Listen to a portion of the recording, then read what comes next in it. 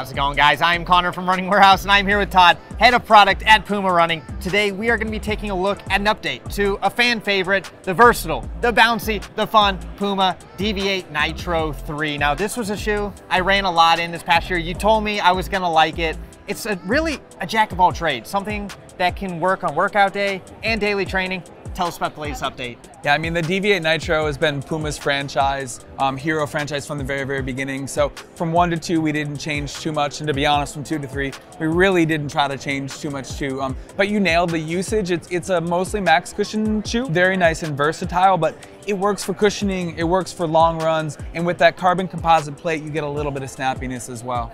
Now let's go into the midsole. Do we still have the same compound setup, same stack, same general idea as that last version? It's actually almost exactly the same. It is.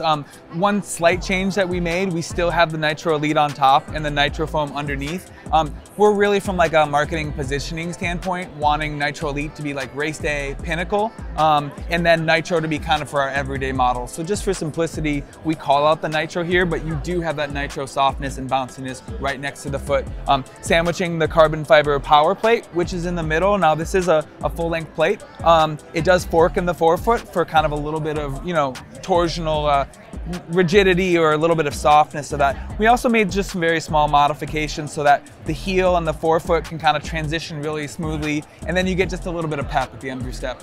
And how intentional are you in the design process of this plate? Because with daily training and carbon plates, sometimes people get a little bit scared. Is that going to be too aggressive? Yeah, I mean, look, you're a runner, I'm a runner. When we have a favorite shoe and we love it, design, development, product, PLM, like, don't mess with it, right? So we kept this geometry very similar to what the previous was, but we listened to that feedback and made just a few small tweaks. But if you've had the Deviate 1 or the Deviate 2 and you love it, the 3 is going to be right up that valley. Now, looking a little bit closer at the outsole, still have a little bit of rubber in the key areas. Any updates here? Really optimized just for road running, smoothness, and lightweight. So yeah, I mean, just really smooth. Puma grip is of course amazing, but with the rubber in the midsole, we were actually on the whole shoe able to take about 15 grams out. So we went from 260 down to about 245, but we're really happy with that weight. Yeah.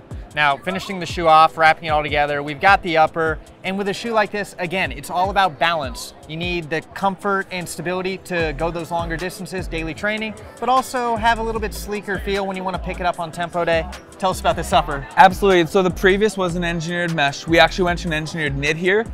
You'll hardly notice and you can hardly tell, but it fits really good. It gives just a little bit more stretch. And I always do the jean test, right? Like, everybody's wearing stretchy jeans. Who doesn't want stretchy jeans on their feet? So you've got a nice, comfortable, sleek, but a little bit of stretch through the, through the forefoot. Midfoot locks you down, no slippage in the heel. Yeah, this is a great shoe we're looking forward to for the back half of 2024. Yeah, the general philosophies of this shoe versus the last version, it's really in line. I think just some small updates to further elevate it. I found myself using this shoe. I thought maybe it was going to be more tempo day, but I actually found myself using a lot for daily training because it is so fun. And sometimes you maybe even picked it up a little bit. For yourself, where are you finding yourself using this shoe? Wow, that's a great question. I use it randomly. Like, sometimes I'm in a Deviate mood. I want a little bit of pep, but I want that cushion. If I'm traveling, it's an amazing travel shoe for me because I can use it for recovery. I can use it for a little bit of speed. It's not as aggressive as like the race day shoes, which, sometimes you want to save the expensive ones for those perfect days. So you said it best, jack of all trades. The Deviate is a great option for a lot of different usages. And for the runners out there who want to try this on, when can they have it and what's the price? Yeah, absolutely. And one last point too, like, if you're in that 3.5, 4.5 hour range, yeah, there's super shoes. This is a great shoe for somebody that has maybe one shoe that they want to do it all for training, use on a marathon race day. It'll be really good.